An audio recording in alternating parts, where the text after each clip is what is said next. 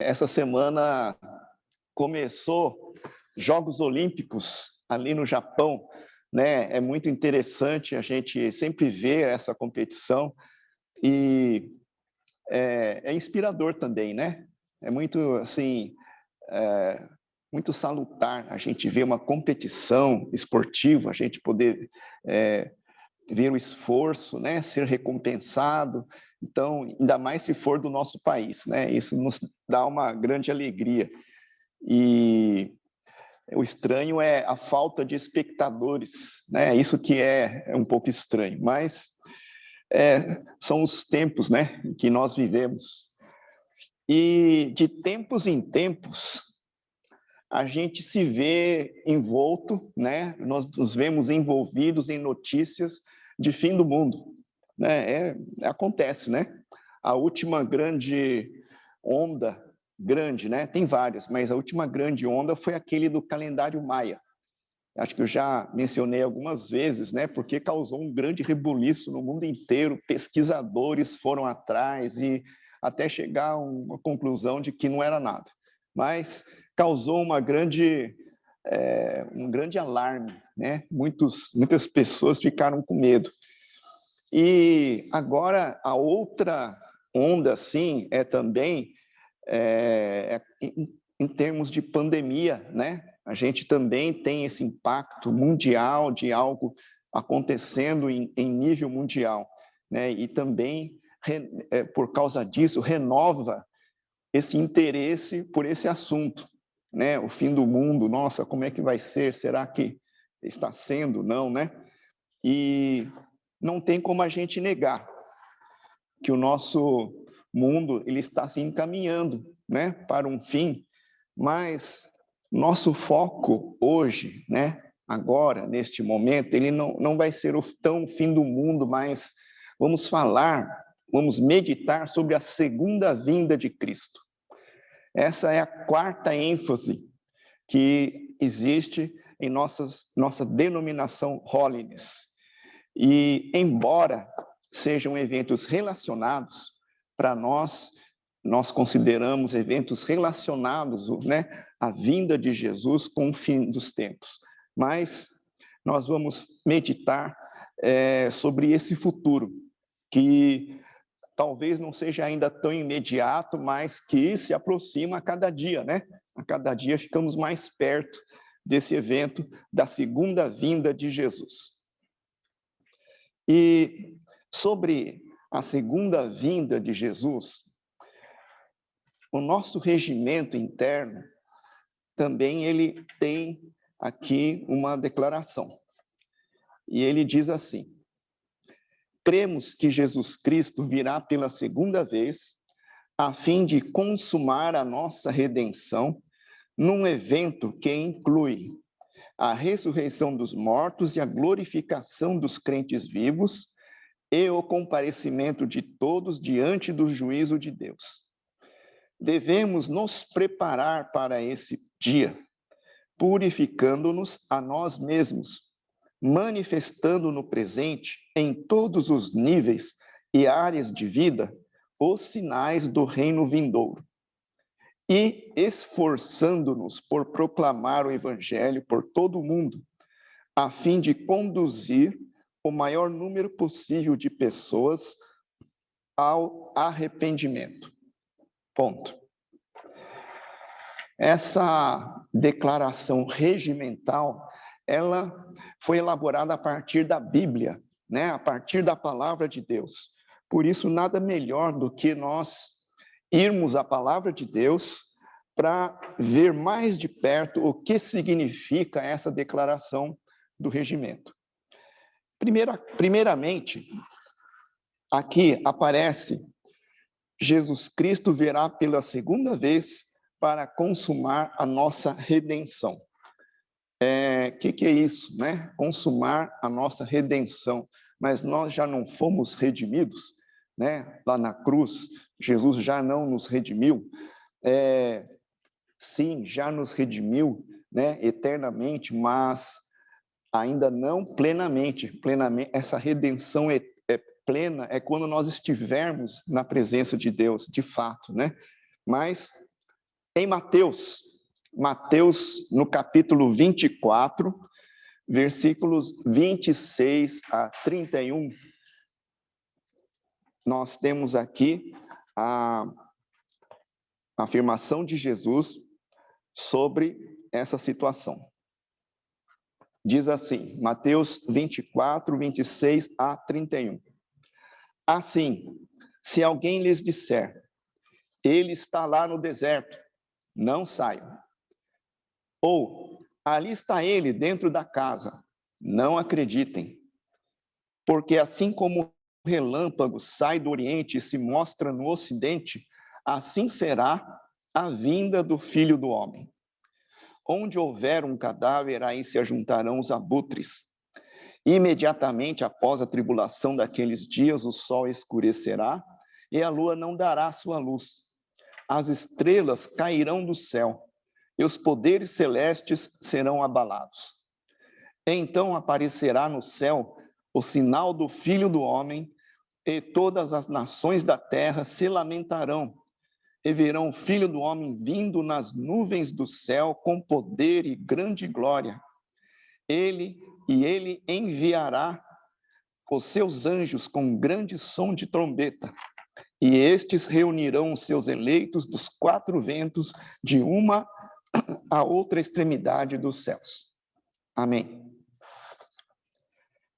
Nesta passagem do Evangelho de Mateus, nós vemos aqui que a segunda vinda de Cristo, ela não vai ser nada parecida com a primeira, né? Porque na primeira vez que Jesus veio em humildade, ele veio em simplicidade, e agora, nessa segunda vinda, Jesus vai vir com grande glória e majestade. Ao invés de vir como um bebê, como ele veio na primeira vinda, agora ele vai vir como um rei glorioso, né? São duas vindas diferentes. E Lucas 21, 28, Lucas 21, 28, diz assim, quando começarem a acontecer estas coisas, levantem-se e ergam a cabeça, porque estará próxima a redenção de vocês, né? Então, consumar a nossa redenção. Então, essa redenção aqui, né, Lucas aqui, ele está dizendo, estará próxima a redenção de vocês. Esta redenção que fala aqui, é aquela redenção que aquela palavra, ela significa literalmente soltar alguém mediante o pagamento de um preço, né? Então, é pagar um tipo de resgate, né? É quitar alguma dívida. Então, você solta, liberta, né? Esse é o sentido de redenção. E, nesse sentido, assim, a redenção ela vai ocorrer em toda a sua plenitude, né? Então, nós estaremos totalmente libertos, né? E estaremos na presença do Senhor. Essa redenção plena, né? Que Jesus vai cumprir quando ele vier. Em Hebreus 9, 12 e também o versículo 28, capítulo 9, versículo 12 e versículo 28, diz assim, o 12, Hebreus 9, 12. Não por meio do sangue de bodes e novilhos, mas pelo seu próprio sangue ele entrou nos santos dos santos, uma vez por todas, e obteve eterna redenção. Jesus já realmente nos redimiu ali na cruz, né? Na sua obra na cruz, quando ele derramou seu sangue ali, ele morreu pelos nossos pecados, ele pagou a dívida pelos nossos pecados e nos perdoou, né? E nos reconciliou com Deus e nos libertou ali. Mas agora, quando Jesus veio, ele trouxe isso plenamente. E no versículo 28 diz assim: assim também Cristo foi oferecido em sacrifício uma única vez para tirar os pecados de muitos. E aparecerá segunda vez, não para tirar o pecado, mas para trazer a salvação aos que o aguardam. Né? Então, também pode ser dito salvação, né? Essa redenção como salvação plena que Jesus vai cumprir cabalmente, né? Plenamente, de fato. Então, quando ele vier na segunda vez. E esta redenção ela já ocorreu, né? Espiritualmente, já ocorreu ali na cruz. Mas agora, na segunda vinda de Cristo, isso vai acontecer plenamente. E com todos os desdobramentos, né? No sentido de irmos para a presença assim, plena de Deus, a gente poderia dizer, né? Deixando a velha ordem para trás. Então, é um cumprimento pleno da salvação de Cristo aí na segunda vinda. É por isso que muitas vezes a gente diz, já, mas ainda não. Jesus já conquistou para nós a salvação na cruz, mas ainda não plenamente, porque ainda vivemos neste mundo. Então, na sua segunda vinda, ele vai cumprir isso plenamente, né? Onde todos estaremos na presença dele. Muito bem, segunda afirmação aqui, né? Que ele diz, num evento que inclui a ressurreição dos mortos e a glorificação dos crentes vivos. Então, nessa segunda vinda de Jesus, ele vai ser um evento em que vai haver a ressurreição dos mortos, ressurreição física dos mortos e transformação daqueles que estiverem vivos, glorificação dos crentes vivos. Então, o que quer dizer isso? Em 1 Coríntios, capítulo 15, versículos 50 a 53. 1 Coríntios 15, 50 a 53, diz assim, irmãos, eu lhes declaro que carne e sangue não podem herdar o reino de Deus, nem o que é perecível pode herdar o imperecível. Eis que eu lhes digo um mistério. Nem todos dormiremos, mas todos seremos transformados num momento, num abrir e fechar de olhos, ao som da última trombeta. Pois a trombeta soará, os mortos ressuscitarão incorruptíveis, e nós seremos transformados. Pois é necessário que aquilo que é corruptível se revista de incorruptibilidade, e aquilo que é mortal se revista de imortalidade. Nós cremos nessa ressurreição final, né, de todos os crentes que já morreram em Cristo. E também, depois, os crentes em Cristo que estiverem vivos por ocasião da segunda vinda serão transformados, né? A gente vê aqui, e essa transformação é o que ele chamou de glorificação, porque os nossos corpos serão gloriosos, né? Serão corpos celestiais, natureza celestial. É nesse sentido que carne e sangue não pode herdar, né, esse reino de Deus celestial, não pode, assim, direto, perecível, mas precisa ser transformado, né, num corpo celestial. Né? Então, é isso que ele diz, um corpo incorruptível. Ok? Em 1 Tessalonicenses também fica um pouco mais claro para nós, 1 Tessalonicenses, capítulo 4, versículo 15 a 17. 1 Tessalonicenses 4, 15 a 17. Dizemos a vocês, pela palavra do Senhor, que nós, os que estivermos vivos, os que ficarmos até a vinda do Senhor, certamente não precederemos os que dormem, pois dada a ordem, com a voz do arcanjo e o ressoar da trombeta de Deus, o próprio Senhor descerá do céu e os mortos em Cristo ressuscitarão primeiro. Depois disso, os que estivermos vivos seremos arrebatados juntamente com eles nas nuvens para o encontro com o Senhor nos ares. E assim estaremos com o Senhor para sempre. Amém? Então, todos os que nós que estivermos em Cristo, todos nós crentes em Cristo, estaremos para o Senhor, estaremos com o Senhor para sempre, né? Nesse evento da segunda vinda de Jesus. Nossos corpos transformados em corpos de natureza celestial.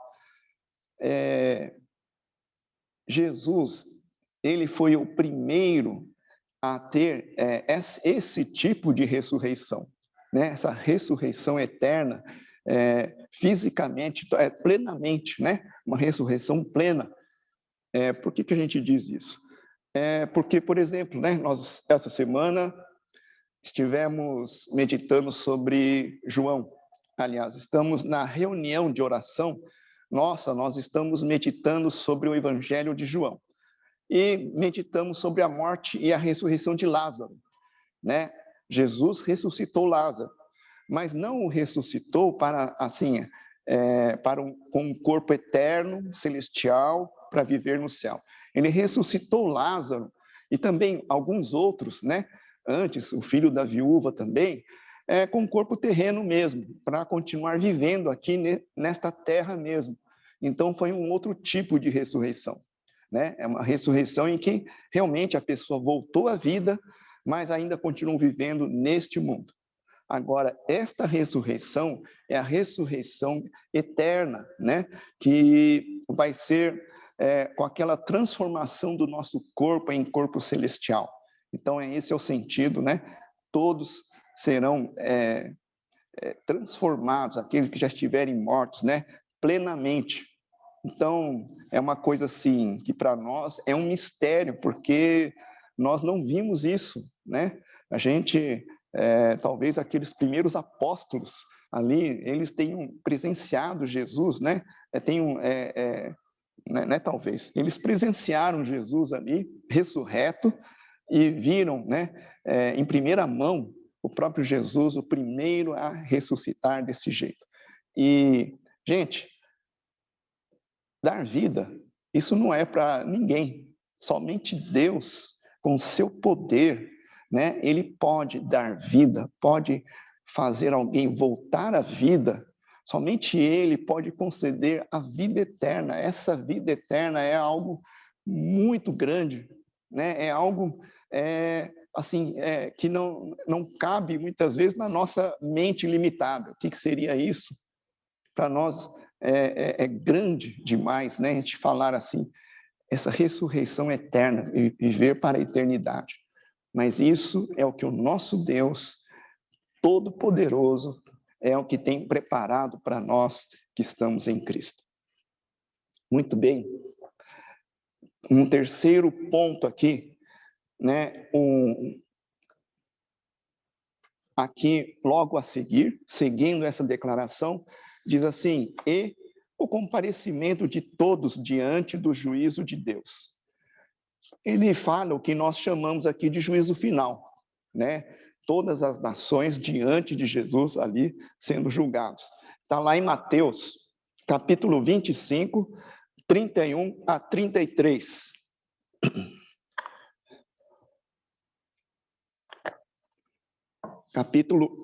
Mateus, capítulo 25, 31 a 33. Diz assim: quando o Filho do Homem vier em sua glória, com todos os anjos, assentar-se-á em seu trono, na glória celestial. Todas as nações serão reunidas diante dele, e ele separará umas das outras, como o pastor separa as ovelhas dos bodes, e colocará as ovelhas à sua direita e os bodes à sua esquerda. Amém. Aqui é uma referência a esse momento, né, do juízo. A gente chama juízo final, né, onde todos serão reunidos diante do trono de Jesus. E ele vai separar as pessoas, aqui figuradamente, né, ovelhas à direita e bodes à esquerda. E essa referência aqui, que acontece no mesmo evento da sua vinda, né? Por isso diz assim: quando o Filho do Homem vier em sua glória. né? Nesse mesmo evento, as nações, então, a seguir, comparecerão diante dele, né? Vai ser uma coisa global, mundial, né? Universal. E a gente vai ver ali que vai haver uma separação e alguns vão para a sua direita, dita lá como ovelhas, ou seja, aqueles salvos em Cristo, né, crentes em Cristo, conforme o versículo 34, logo a seguir, que diz assim: então o rei dirá aos que estiverem à sua direita: venham, benditos de meu Pai, recebam como herança o reino que lhes foi preparado desde a criação do mundo. E ele vai separar os bodes que está à esquerda e que está no versículo 41, né? Aqueles que não creram em Jesus. Versículo 41. Então ele dirá aos que estiverem à sua esquerda: malditos, apartem-se de mim agora para o fogo eterno, preparado para o diabo e os seus anjos. Então, esse é o juízo final, esse é o momento de julgamento final que Jesus vai proceder ali, nesse evento, né? Num evento contínuo ali, a sua vinda. E o critério é esse, né? Ele já vai separar, porque aqueles que já creram em Jesus, né? Eles já se converteram a Cristo, vão para a sua direita, aqueles que rejeitaram o evangelho de Jesus vão para a sua esquerda. Então, que nós sejamos achados entre as ovelhas, né? Para nós, a perda para irmos para a esquerda é muito grande, né? E o ganho para ir na direita é muito grande. Vamos estar ali, né? Vamos decidir ser ovelhas de Jesus. Em quarto ponto aqui, seguindo o regimento, então ele diz assim: devemos nos preparar para esse dia, purificando-nos a nós mesmos e manifestando no presente, em todos os níveis e áreas de vida, os sinais do reino vindouro. Esse é o ponto que toca em nós na prática, né? No nosso dia a dia. É importante para nós. É assim, é o que fazemos até lá. Como nós devemos viver até enquanto não chega a segunda vinda de Jesus. Primeiramente, né, ele fala assim, purificando-nos a nós mesmos, mas nós vamos começar assim. Primeiro, você precisa ser crente em Cristo, né? Primeiro, você precisa aceitar o evangelho de Jesus, para que você realmente se purifique. Não é de qualquer jeito. Primeiro, precisa começar sendo lavado com o sangue de Jesus. É assim que começa a nossa vida com Deus, né? Em João 3,16, ali está de maneira bem clara para nós a declaração de Jesus sobre isso, né? Ele diz assim: porque Deus tanto amou o mundo que deu o seu Filho unigênito, para que todo o que nele crer não pereça, mas tenha a vida eterna. Então, precisa ser crente em Cristo. Você precisa realmente tomar a decisão de seguir a Cristo, tomar essa decisão de crer em Jesus, de ter os seus pecados perdoados e ser considerado uma ovelha de Jesus, né? Muito bem. Buscando santidade de vida, né? Purificando-nos também indica tendo uma vida de santidade, buscando a santidade de vida. Em 2 Coríntios, no capítulo 7, versículo 1, nós vemos assim: amados, visto que temos essas promessas, purifiquemo-nos de tudo o que contamina o corpo e o espírito, aperfeiçoando a santidade no temor de Deus. Nos orienta aqui a gente buscar um caminho não de pecaminosidade, né? Nos afastar desse caminho e nos arrepender dos nossos pecados, quando, se caso a gente caia em pecado, que nos arrependamos, e não esse arrependimento significa uma mudança de atitudes, né? Então é isso que nós precisamos, né, durante a nossa caminhada. Não é para a gente buscar ir atrás do pecado, mas caso tenhamos caído em pecado, a gente precisa se arrepender e mudar de atitude, né? Então, nesse sentido, né, e é o próprio Espírito Santo que vai nos fortalecer nesse sentido. A gente já viu, né, alguns domingos atrás, que essa obra de transformação das nossas vidas é feita pelo Espírito de Deus. A gente precisa tomar essa decisão, né, de deixar a nossa vida na mão de Deus, seguir a Jesus. E a gente vê lá também seguir a Cristo, ter um outro foco de vida, não mais focado somente em si mesmo. Mas em Mateus 16, Mateus capítulo 16, 24 a 27, Jesus relaciona esse modo de vida com a sua segunda vinda, né? Mateus 16, 24 a 27, diz assim: Então Jesus disse aos seus discípulos: Se alguém quiser acompanhar-me, negue-se a si mesmo, tome a sua cruz e siga-me. Pois quem quiser salvar a sua vida, a perderá. Mas quem perder a vida por minha causa, a encontrará. Pois que adiantará o homem ganhar o mundo inteiro e perder a sua alma? Ou o que o homem poderá dar em troca de sua alma? Pois o Filho do Homem virá na glória do seu Pai com os seus anjos e então recompensará a cada um de acordo com o que tenha feito. Então, a gente precisa ter um foco de vida em Jesus, né? Não mais sermos nós mesmos a única referência. Agora, a nossa referência está primeiro em Jesus, né? Ele é o foco principal, é o centro da nossa vida, né? O nosso Deus. Então, como crente em Cristo, a gente precisa ter essa consciência. Agora, Jesus é o nosso Senhor. Agora, Ele manda em nossa vida e nós precisamos ser obedientes. Precisamos parar de nos rebelar contra a palavra de Deus, parar de nos rebelar contra Deus, de resistir ao Espírito Santo e nos render aos pés de Jesus. Nos render a Deus, né? É isso que a gente precisa. E é esse o sentido de seguir a Jesus, né? Com humildade e mansidão.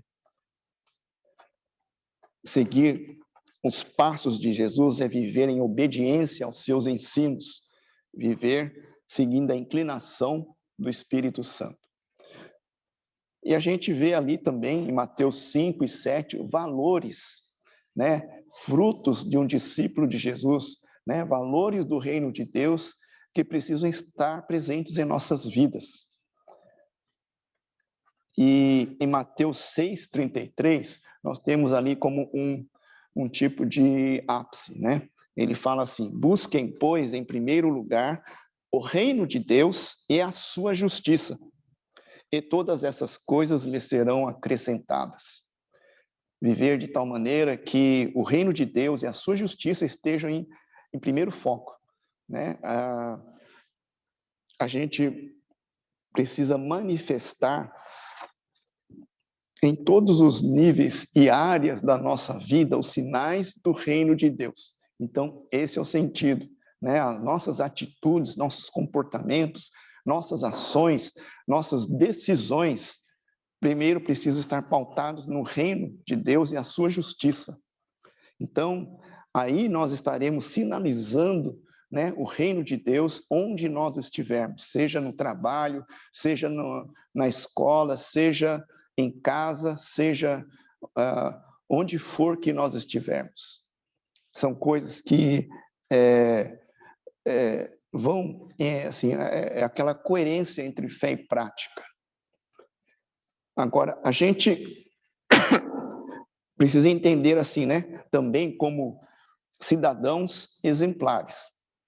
Nós não podemos ser súditos do reino de Deus se a gente é um cidadão que fica aprontando irresponsável, né?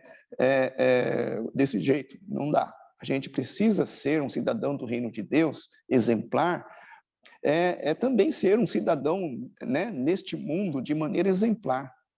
Sermos pessoas exemplares, né? Nosso testemunho ser exemplar em nossa conduta exemplar. Isso realmente é uma coisa assim que, puxa, mas não é fácil isso, né? Não é fácil, não. Isso daí é algo que vem de dentro para fora. É o Espírito Santo, né? Nós vimos ali nas bem-aventuranças, que transforma a nossa vida, que nos fortalece, que nos faz ter a fome e sede de justiça, e é Ele quem vai nos saciar essa nossa sede. É Ele que vai nos fortalecer para isso. A gente precisa confiar nele, né? Seguir os passos de Jesus. E se o nosso coração está voltado para Jesus, então as nossas atitudes, né, sempre estarão voltadas também. Né? A gente precisa ser esse cidadão exemplar em justiça, em solidariedade também, né? No serviço ao nosso próximo. Então, Jesus também ele fala sobre ajudar os necessitados. Faz parte da nossa, de sinalizar o reino de Deus, né? Ter um coração que se compadece, né? Que sensibiliza com aqueles que estão em necessidade. Só precisamos entender uma coisa. Quando nós fazemos uma boa ação, fazemos uma assistência, ajudamos alguém, nós fazemos isso por nós termos um relacionamento de amor com Deus e é como consequência de nossa relação de amor com Deus. Nossa comunhão com Deus tem a consequência de amar o nosso próximo. É essa via, né? Não é o contrário. A gente tem que lembrar, não é o contrário. Nós não amamos o nosso próximo para alcançar um relacionamento com Deus. Entende? É outra coisa. Não é a gente fazer uma boa ação, servir o nosso próximo para tentar ganhar uma comunhão com Deus, para tentar ganhar pontos com Deus. Não é isso, né? É ao contrário, por causa da nossa relação com Deus, por causa da graça de Deus que nos alcançou, como consequência, então, nosso coração ama o nosso próximo, né? Quando nós estamos com o coração cheio de Deus. É essa via, né, que é importante a gente entender. A gente viu no Reframe que nós tivemos, né, aquela série de episódios do Reframe, e sobre várias ações dignas do reino de Deus. Pessoas buscando justiça, né, buscando honestidade no seu trabalho, buscando santidade, buscando ajuda ao próximo, e isso como uma decisão de servir ao próximo, mas estar servindo no reino de Deus. São ações dignas, né? A pessoa decide ajudar porque essa pessoa, ela reconhece a graça de Deus na sua vida, reconhece esse amor de Deus na sua vida, e esse relacionamento com Deus, ela manifesta no seu serviço ao próximo, em amar o seu próximo e conduzir a sua vida da melhor maneira, né? Por causa do seu amor a Deus, né? Então, nós vimos ali que essa atitude, essa relação com Deus em nossa vida, deve fazer parte das nossas decisões, né, no nosso dia a dia. finalmente, a gente vê aqui, esforçando-nos por proclamar o evangelho por todo o mundo, a fim de conduzir o maior número possível de pessoas ao arrependimento. Olha, gente, tem coisas que outras instituições podem fazer bem e podem fazer melhor. Mas tem coisas que somente a Igreja de Cristo pode fazer. E esta coisa é pregar o Evangelho de Jesus. É somente a Igreja de Cristo pode fazer isso. Então, nós não podemos falhar nisso, né? Nós temos essa responsabilidade de pregar o Evangelho por todo o mundo, que também é um dos sinais, né?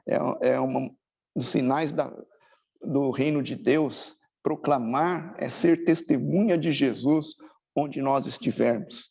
E pregar o Evangelho também vai ser um dos sinais para a vinda do nosso Deus, do nosso Jesus.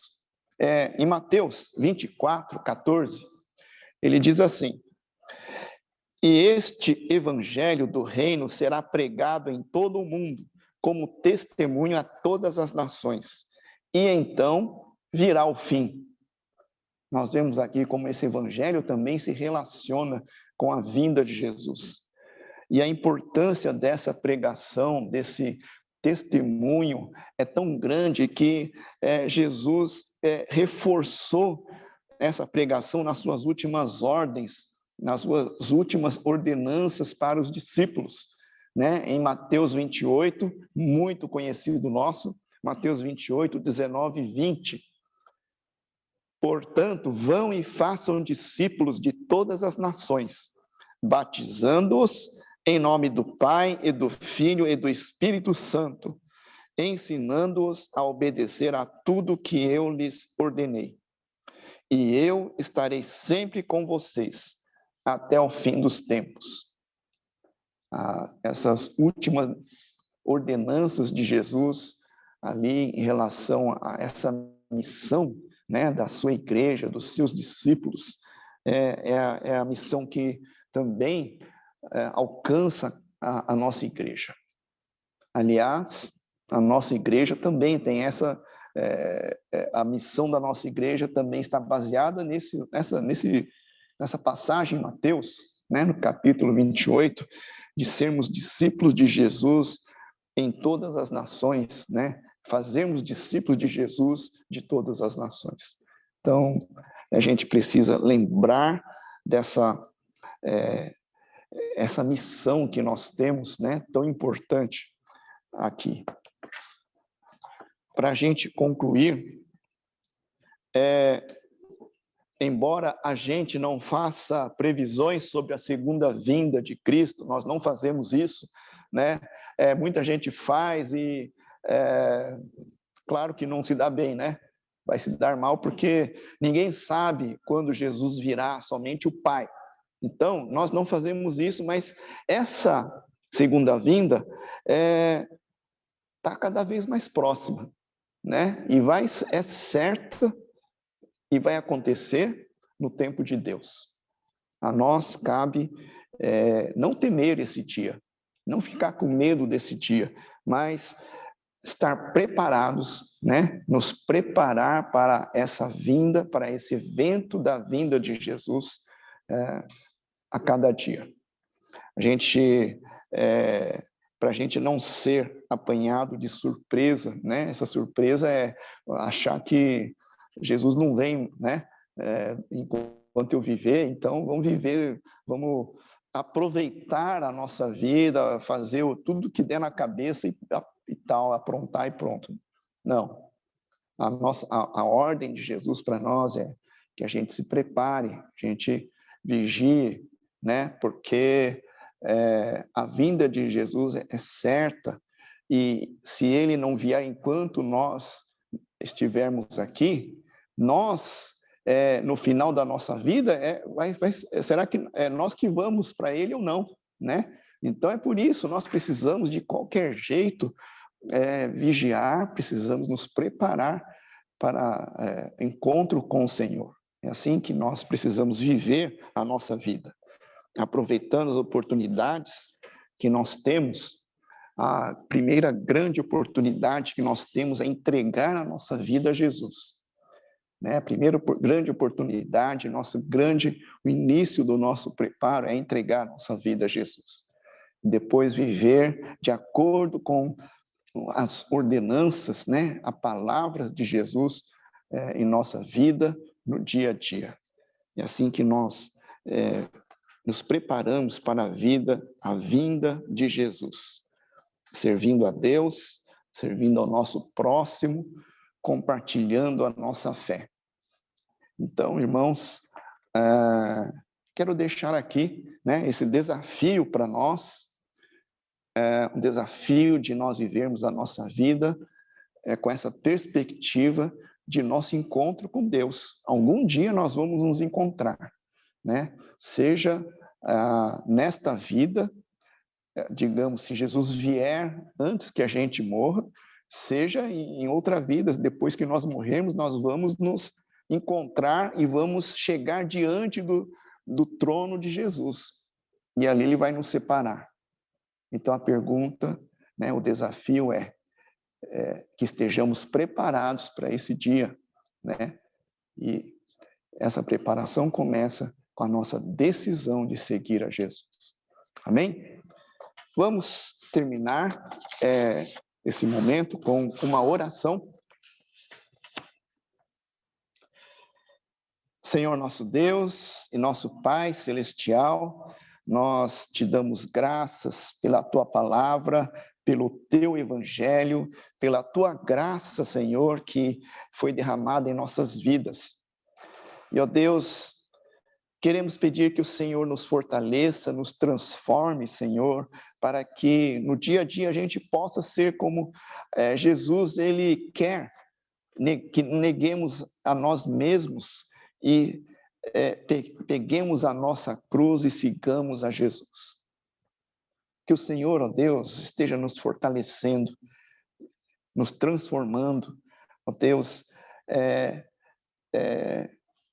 nos dirigindo em nossas vidas no dia a dia, para que sejamos aqueles discípulos, sejamos aquelas testemunhas de Jesus em nosso dia a dia, tomando decisões, ó Deus, que vão na direção do teu reino e da tua justiça, Senhor. Ajuda-nos, ó Deus, se nós estamos longe do Senhor, ajuda-nos, Senhor, a tomar essa decisão por Jesus, de seguir a Jesus, de estarmos preparados para nos encontrar com o Senhor. Ó Deus, nós te pedimos que o Senhor esteja falando em nossos corações, abençoando cada vida, Senhor. O Senhor esteja conduzindo a cada um de nós em salvação, na salvação do Senhor Jesus Cristo. É o que nós te pedimos, Senhor. Nós agradecemos em nome de Jesus. Amém.